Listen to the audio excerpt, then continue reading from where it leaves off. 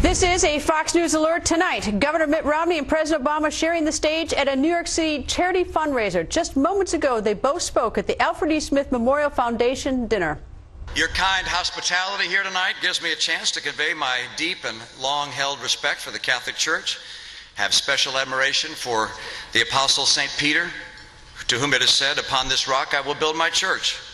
The story is all the more inspiring when you consider that he had so many skeptics and scoffers at the time who were heard to say, "If you got a church, you didn't build that." With or without all the dignitaries that are here, the Al Smith dinner surely lives up to its billing. Usually when I get invited to gatherings like this, it's just to be the designated driver. As President Obama surveys the Waldorf banquet room, with everyone in white tie and finery, you have to wonder what he's thinking. So little time, so much to redistribute. Now, win or lose, this is my last political campaign, so I'm trying to drink it all in. Unfortunately, Mayor Bloomberg will only let me have 16 ounces of it. But that's okay. I'm still making the most of my time in the city. Earlier today, I went shopping at some stores in Midtown. I understand Governor Romney went shopping for some stores in Midtown. Of course, the economy is on everybody's minds. The unemployment rate is at its lowest level since I took office. I don't have a joke here. I just thought it would be useful to remind everybody that the unemployment rate is at the lowest it's been since I took office. It's been 4 years since I was last at the Al Smith dinner, and I have to admit some things have changed since then. I've heard some people say, Barack, you're not as young as you used to be. Where's that golden smile? Where's that pep in your step? And I say, settle down, Joe. I'm trying to run a cabinet meeting here. The New York Archdiocese event benefits needy children. It has been a required stop for politicians since the end of World War II. And every 4 years, the gala becomes a lighthearted pit stop for presidential candidates. You'll see more of both speeches a little later. And right now, if you thought the White House couldn't handle the Libya disaster any worse, you thought wrong. You are not going to believe what President Obama just said. He told The Daily Show's Jon Stewart, in reference to the killings in Libya, that when 4 Americans get killed, it is not optimal. Senators John McCain and Kelly Ayotte are here to talk about that. But first, it's happening again. Governor Mitt Romney is starting to see a surge from the debate. By the way, the new Gallup poll is out, and it's Romney +7. This is not yet the full rolling in of the debate this week. This does not yet include, that's a 7-day rolling average. Romney is 52-45 over Obama in the rolling Gallup daily tracking. So I think, Obama, you need to keep talking about these binders, and you need to keep talking about Big Bird. You need to keep talking about these insulting, infantile, irrelevant things. You see, what President Obama has been trying to do from the spring on is not to offer the country a vision forward, is not to say, here's how we get out of debt, here's how we grow the economy, but just don't like Mitt Romney. He's basically trying to disqualify his opponent with this sea of negativity. He's trying to distract this country. He's trying to divide this country, pitting people against each other. He is trying to win this election by default. I don't want you to go tell any undecided voter that we think things are hunky-dory. We don't. I want you to tell the undecided voter it's a long, slow climb to build a new prosperity for the 21st century after this crash, but we at least are climbing. We're not trying to drive us back in the other direction. When I watched the debate the other night, Obama kept talking about what he's going to do, and I kept saying, why doesn't he do it?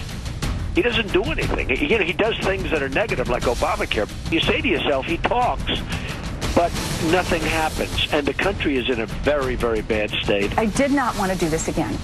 This was a very hard thing for me to decide to go forward again. I think people know and recognize. To campaign, to go through all of this. For the family to have to go through this. The children have a hard time with it. I have a hard time with it, and yet I felt as though there was something my husband could offer this country that was uniquely his, that he could bring better economic hope and prosperity to women and men and all Americans. When a politician tells you he's going to wait until after the election, it's not because their plan is so good that they don't want to spoil the secret. That's usually not what's going on.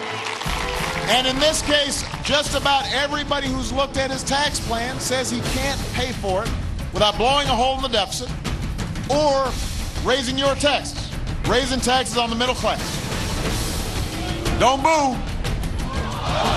Vote. If you think these 4 years have been bad economically, and in the sense of economic destruction and the transformation of the country from a superpower to an also-ran, if you think it's been bad in these 4 years, you have no idea what the next 4, and he doesn't dare tell you.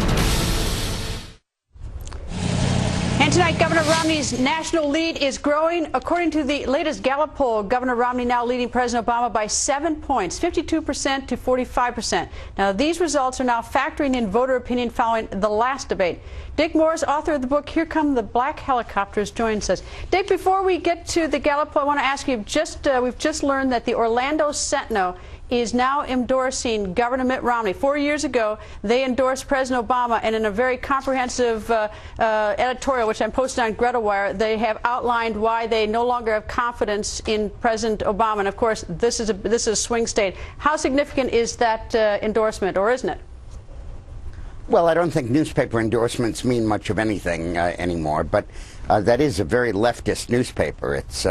It's always endorsed Democrats, and that's a real surprise. They may have switched editors or something, but no, I don't think that's terribly important. I think Romney's going to win Florida, and I think he's going to win most states. All right, now to the Gallup poll, 7 points. Now that's the national one. It's not talking about the swing states, which is where this is going to be decided. So explain whether or not that 7 points really is as powerful as some might think. Oh yeah, it is. What Gallup did was they switched from polling all voters to polling likely voters as the election neared, and that gives a more realistic view of what's going to happen. What's going on now is that Obama based his entire campaign, his entire spring and summer and fall, on discrediting Romney and saying, whatever you think of the economy, whatever you think about the future, whatever you think about Obamacare, you don't want this guy as president. Cheats on his taxes, lays people off, is cold-hearted, and you just don't want him near the White House.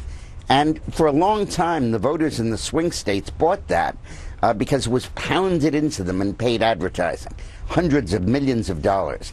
And the Romney campaign ridiculously didn't answer it. But now voters are seeing Romney for the first time, 90 minutes of him, twice now. And they're really learning that he's a nice guy, that he's a reasonable guy. He's not going to blow anything up. He's not a heartless guy. He cares. He understands the needs of the average person. He shows an empathy that's very important. And we're dismissing the Obama negatives. And once you take away those negatives, there is nothing holding Obama up, because he has neglected to spell out a narrative of what he's done over 4 years, if he could, and certainly neglected to give a vision for a second term. The most telling fact in the post-debate polling was CNN asked people, who do you think spelled out a clear vision for America's future, regardless of who you're voting for? Obama 34, Romney 50. Huge, huge difference there. Well, it's interesting. That's even sort of one of the objections to President Obama by the Orlando Sentinel, is that he talks about how the fact that even programs like Medicare, Medicaid, and Social Security, three of the biggest drivers of deficit spending, that President Obama would be more credible in critiquing the proposal if he had a serious alternative for bringing entitlement spending under control. He doesn't. And they're even sort of reflective of the fact that he's not offering anything. Which has doubled entitlement spending. And by that, I don't mean Social Security. I mean welfare spending, Medicaid, food stamps, and all that stuff. You know, in the video introing my segment, you had somebody, wasn't quite clear on the voice, saying he won't tell you what he's going to do in the second term. Obama won't, because he doesn't dare. Well, we had a little bit of an inkling of that today, when it was reported that the United Nations General Assembly later this month will pass a global small arms treaty, which we warn about in our book Screwed and the new one, Black Helicopters. A global small arms treaty which will create gun control in the United States by treaty. And what you're looking at here are a whole series of treaties he has lined up to try to shove through during the lame duck days of his presidency and during the lame duck Senate, where he will still have a majority, really to strip America of much of its sovereignty. Let the UN tax our oil wells offshore. Let them tax the Internet. They're about to impose a fee for going to Google. I don't think voters are looking at that. I mean, it's like that may be sort of a more... Well, they're not, because Obama's hid that. Well, yeah, but it's even if you look at this Orlando Sentinel thing, which sort of reflects on what you said, it says it verges on magical thinking to expect President Obama to get different results in the next 4 years. I mean, this is a rather blistering... Well, I don't know if it's magical or maniacal, because what's the definition of insanity? To do the same thing twice and expect a different outcome? Indeed it is. Dick,